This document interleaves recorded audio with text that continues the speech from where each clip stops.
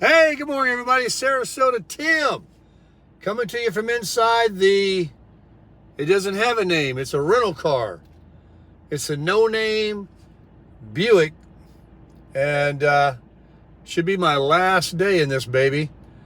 I called the collision center yesterday, and where I got my truck fixed for the bumper, and I understand the bumper came in. It was the wrong side in the right box, but they're getting the other one today and slap it on there, and they're gonna give me a call, and sometime today I should be driving the Crusher again. And even though it doesn't get very good gas mileage, and this car has more than enough giddy up, I'm ready to get back into the Crusher. And I miss my truck. And I got a lot of things I want to do. I've got to, right now I'm on my way to that eye doctor.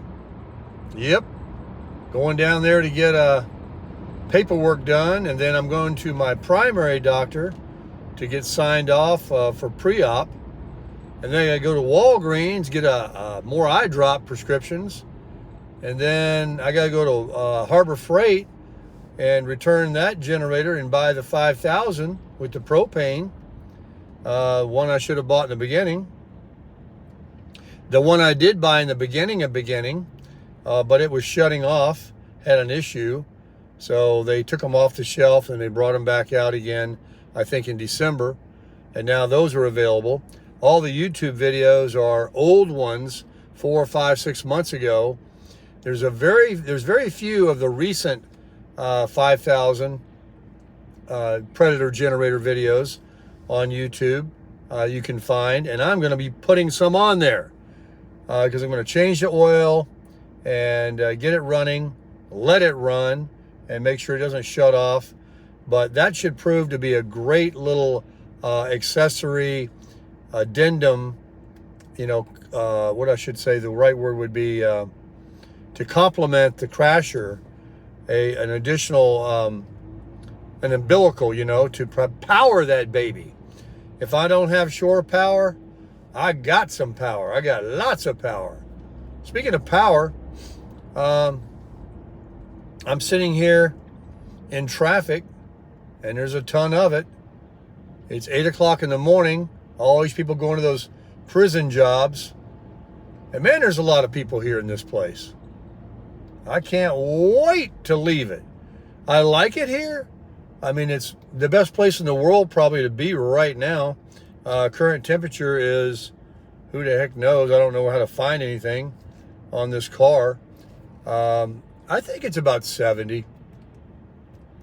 Hey, a big warm up for you guys up north, right? I heard 50s and 60s and all that kind of stuff in the snow belt, whatever you guys call it, the north. It's supposed to be a really nice temperature warm up for you guys for what, a day or two? Just enough to melt everything, and then hopefully not, I should say, you don't get any freezing temperatures that will cause any ice. I mean, every year in the winter, I think those people that live in that have a bad week or two or days or something during the winter that wrecks and black ice and all that kind of stuff. I wouldn't deal with it. I could not deal with it. So I look forward to, if it's God's will, to get me out west and start traveling. I read your comments that a lot of people would like to see the Keys, and there's a possibility I'll drive down there. Let's see. Tomorrow, depending on how it goes to the doctor today and whatever they might, be telling me I need to do. But I don't think there's anything more than taking my eye drops like I'm supposed to, and I did take them this morning. Also, I took some Clear Eyes to clear up my eyes because my left eye is, how's it look? Yeah, that's the one they're going to take out and shine up a little bit. So how are you guys doing out there in this winter time in America? I know that you're jonesing for some warm weather. I mean, it gets cold here in 50s, and I just can't even imagine you folks that are dealing with I read your comments. 12 here, 20 here. Heck, at my daughter's house, it was 25 degrees or something north of Atlanta. And that's just cold. And I got nothing to do with it. I got no use for it. Never have, never will. I guess some people, as it starts getting cold, and they start adding layers, and they've already experienced like 50s, then it goes down into the 40s, and then they hit the 30s and 20s and teens, that you just start getting used to it or something. Maybe that's how it works. But it's the same analogy as to people that haven't been to Florida ever, and they come here 4th of July weekend, they get off the plane, and it's just like, wow, I'm on the surface of the sun, and the humidity, and yeah, they're like, what in the heck is this about? And believe me, what I just said about the terrible winter and how I couldn't deal with it, I've had my last hot summer here in Florida. I'm going to make, if I got a home on wheels, I'm going to make it my point to get out of Dodge June, July, and August, at least down here, at least from South Florida. And it's really hot in Jacksonville too, sweltering. It's hot in Texas. It's hot everywhere. Summer is summer, right? But I don't know if it's the same heat with humidity that we have down here, but I'm going to at least try it. I'm going to find something somewhere to be for that period of time. I absolutely will. Well, I knew it. Now I'm going to be late. Look at this.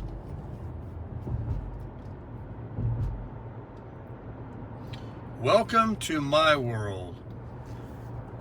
This is what I was saying.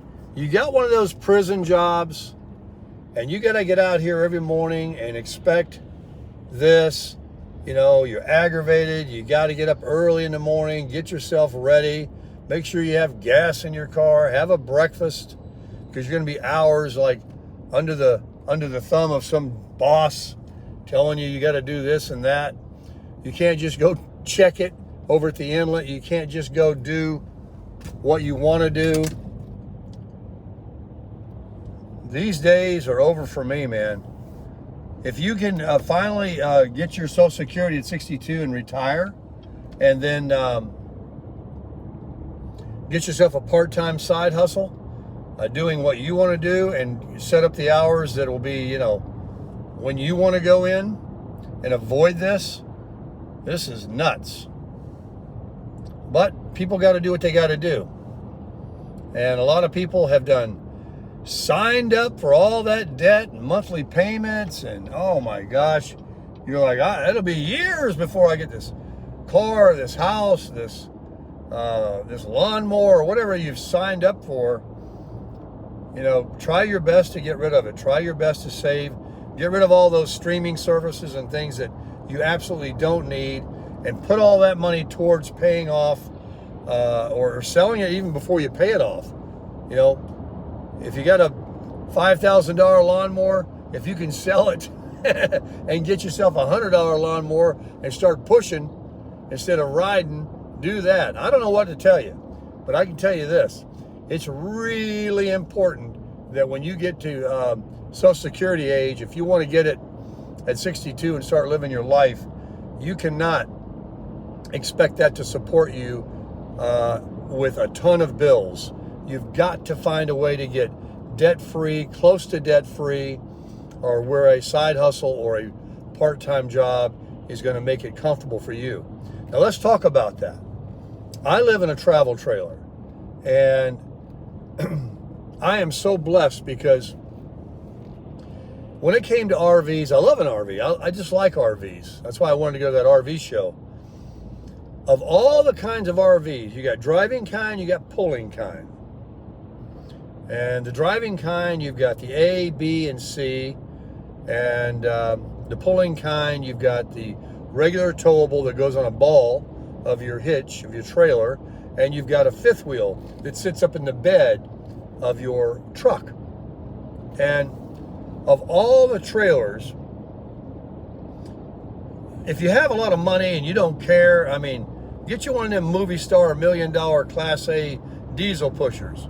If you have medium amount of money and you just, like a lot of room and you don't care that you have to pay extra for a pull-through campsite and you want to get yourself a 30, 40-foot fifth wheel, then go for that. But let me tell you right now, the sweet spot is under 30 feet, but close to it, with slide outs, and 2 of them, and 2 full-size slide outs, not little bitty dinky 1 foot, 6 inch, 10 inch pop out. I'm talking a 4 foot slide out. I'm talking a 25 FKBS made by Forest River, a Flagstaff, microlight. A half-ton truck can pull it. You can live in it. It's gorgeous. And if you can live in your RV, even if it's any of the ones aforementioned, that's the best value of RV. If you buy an RV and you park it on the side of your house or in a storage unit, storage lot, and you use it twice a year for a vacation, that, unless you have a lot of money, is the worst investment you can make. I mean, like boats and everything else. Millions of people buy them, millions of people have them, and millions of people will agree that they lose a ton of money because I can't justify paying $40,000 for an RV to use 2 weeks, 3 weeks, even 4 weeks a year. I mean, that dollar cost average is a lot. And when it sits and rodents and bugs and staleness and all this just sits in there and the hot and the cold and no utilities are on, no humidification, no water going through the pipes, everything just kind of mildewing and just, no way. What a terrible thing to contemplate doing and signing up for. But if you get one and you move your butt into it and you sleep in that thing every night and you find yourself a very inexpensive RV lot, and it's going to cost you half of what it would be to rent an apartment, or you can live on private property like I did and have full hookups like I had, and pay a very low cost like I did, then you're going to be putting $1,500 right back in your pocket from that purchase every 30 days that you don't live in a house or an apartment, because it costs you $2,000 a month to live in an apartment right now with the utilities. $1,500 without even thinking about it. And that's a 1-bedroom. It's going to be $2,000 a month today in 2024, which is really stupid. And if you can live in an RV, pay cash for it, don't have any payments on that either, just your insurance, all about being debt-free, all about saving your money, so when you get your Social Security, you can take that savings and invest. Instead of a $400,000 house, get yourself a $20,000, $30,000, $40,000 like new RV. And don't buy anything during the pandemic. Stay away from anything built in 2020, 2021, and even 2022. Stay away from. Get something older or get a new one like I did. And it's true. I mean, they're built with staples and screws. They're still going to be you just got to walk softly, turn doorknobs easily. You take care of it. Have a little common sense. You don't slam things or stomp around in it, and you don't drag it 80 miles an hour. I see people towing campers down the road. I got to get my glasses. Hang on. I put them on the seat, and they bounced off and went down on the floor. You can't go over railroad tracks and drive down the freeway and switching lanes and riding down dirt roads and acting like a moron towing a vehicle. You gotta pull that baby no more than 60 miles an hour in case you get a flat tire. That's fast enough. You're not gonna get there any quicker. Get over in the slow lane. Don't block anybody. Let them go around you. You know what? At 60 miles an hour, that's what I drive. No more than 65, even in the crusher, when I'm not towing. Because you know why? Several reasons. One, I get the best gas mileage. Two, I never have to switch lanes. I never have to tap my brake. I never have to worry about I run up on somebody and I'm aggravated because I need to sow through traffic. Everybody's always going faster than me. I'm just sitting back there on cruise control. And guess what? When I get to the exit or the next red light or whatever it is, there's all those people that are in a hurry, running around like a chicken with their head cut off. People just don't get it. Be smarter than most people. Be smart. So take care of the RV, drag it slowly, live in it, find somewhere to live that's cheap. People are running ads all the time now on Craigslist, Facebook Marketplace, where you can rent a place to put your RV right next to their house, their driveway, their field, their farm, their something, for a very reasonable rate, because they're trying to draw in extra funds to as their side hustle. So it's like a win-win. There's all of these things you can do. But a regular RV park that's not in South Florida in the wintertime, that has swimming pools and movie stars that want stupid money to stay in an RV park and literally can touch some spots you can't even put your slide outs out without touching their RV. They're so greedy. These corporations have bought these RV parks, these campgrounds, and they've turned them into a money machine. They got people parked in there like it's a Publix parking lot. There's no space. It's ridiculous. Stay away from those. But some people are down from Canada that come here, and they're like, well, I want to be near the beach in warm weather, and I got plenty of money, and it's only going to be for a few months, and that's what I choose to do. Well, then you do you. Go ahead. But for me, year-round, or even not year-round, I'm not gonna pay that kind of money. I don't care if it has a swimming pool. I don't care if it's got a laundry room. I'll take my stuff somewhere. I want cheap, but I want safe, and I don't want neighbors that are crackheads or carnival travelers or anything like that. So you got to just watch out for that.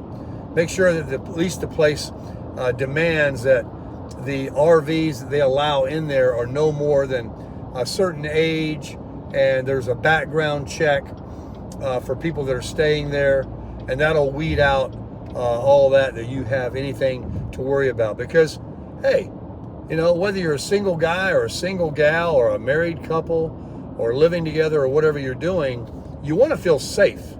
You don't want to, be in a place where, you got to worry about your neighbor. And unfortunately, in the RV world, there's a lot of people riding around in these jalopies that can't rent a place because they're a felon. They're on drugs. They got drinking problems, and they're loitering around in like Walmart parking lots and Cracker Barrels or wherever they may go. I haven't seen any in the Cracker Barrel. Everybody I've seen when I stayed the 3 to 4 times in a Cracker Barrel were fine. And even in the Walmarts, I've seen them there when I was in Sarasota. But when I've stayed at Walmarts, I haven't noticed any. I've seen some semis and some other RVs, and even people in their cars sleeping. But they're just trying to catch some wink and move on, and that's fine. Let everybody, do their own thing. But watch out for those ones that, got rust and, look like the Clampetts going down the road. Watch out for that one. And what was I saying? Yeah, the best return on your money. I'm getting $1,000. I'm getting more like $1,500, at least $1,200, put right back into a refund of what I gave for mine every single 30 days that I live in it, because I'm not paying the difference between what I'm actually paying and what it would cost to live in an apartment. And so for me, folks, a single guy, a guy that's going to have some fun, a guy that likes to travel, a guy that, doesn't have any debt, for me, it fits, it works. And that wolf pup I had, I got every penny back I paid for it over the year and a half I was over where I was at in Boynton Beach. Every penny plus. And so when I traded it in on the one I have now, whatever he gave me for it was like found money, free money, because I didn't know it a thing. And he took $10,000 off the price. Now, that's what they always give you on trade-in. I doubt he would have given me $10,000 for that wolf pup if I said, no, I don't want to buy the Crasher. I don't want the Flagstaff, but I'd like to just sell you my wolf pup. Just write me a check for $10,000. I think I'm going to go do something else or get an apartment. They would have said, whoa, no, we won't do that. We'll give it to you on the trade-in, because all they're doing is taking the profit out of the price of what they're selling you and adding it on paper. It's like a shell game. So I actually believed that the wholesale value, the ACV, the actual cash value of the wolf pup was probably $5,000. It was worth $10,000. He might have got that for it, but he probably only actually put that amount in it so he could make $5,000 or $3,000 or whatever they like to make. They're not out to make $500 or $1,000, folks. Not anymore. Not on RVs. If they can't make $3,000, $4,000, $5,000, they're not selling it. Possibly if it's a unit they've had forever and they just got to move it. They might even lose money. So there's an exception. But generally, they need to make about $5,000. That's why when you go to these RV shows and they say, was $69,000, now $22,000. They just put over whatever price they want, and because there's no sticker price, there's nothing to go on, and then they give you this big, but they know what they paid for it. So anyway, I paid $30,000 after the $10,000, so I gave him what I figured was at least hard money. I could have sold him my camper and not bought something from him. He would have probably have bought it to make money on it. He'd have gave me $5,000 for it. Absolutely. Anybody in the world would have. So I actually paid $30,000 to him cash difference, and I gave him my $5,000 wholesale value wolf pup. So I paid $35,000.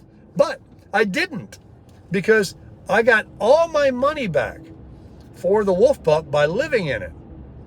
So I only paid a $30,000 cash difference, which means I gave $30,000 for what I've got. And I really gave less because I got back about $5,000 more than I paid for that wolf pup, because I paid $11,000 for it. I got at least $17,000 in savings from not renting in the year and a half I lived in it back. So I figure I got the $5,000 he really gave me and another couple of thousand more than that I saved on not renting a house. So I think I've been my Crasher for like $28,000. Of course, I had to pay all the taxes on it when I got back to Palm Beach and I registered it.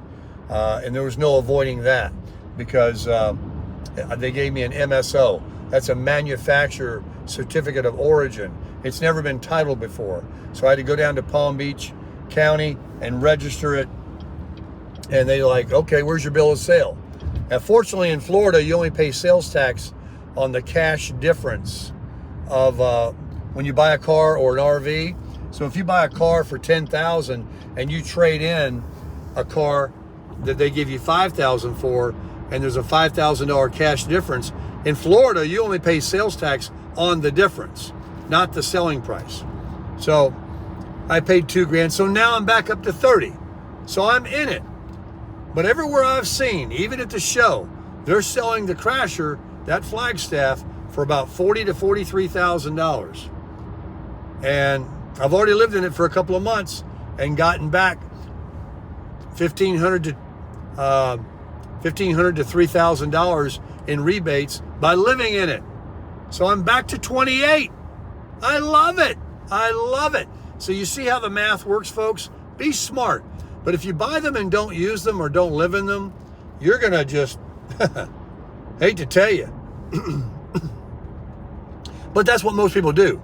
most people that buy them have money. They own a home. They got plenty of money, and they just, bought one to travel with. They want their own. They don't want to rent one. They don't want to go to La Mesa RV and get an RV that 100 people have slept in, and it's not the thing they like. They want what they want, and that's it. Different strokes for different folks.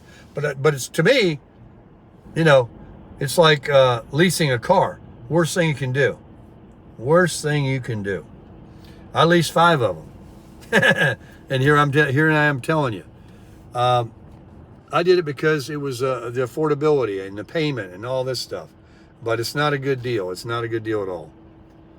You can't drive it. It takes the fun out of it. It's a cheap payment. It's probably like half of what a regular payment would be if you lease a car. But they say you can't drive it, because if you go over 12,000 miles a year, there's a big penalty. And let me tell you, do you know what the average mileage is people drive every year?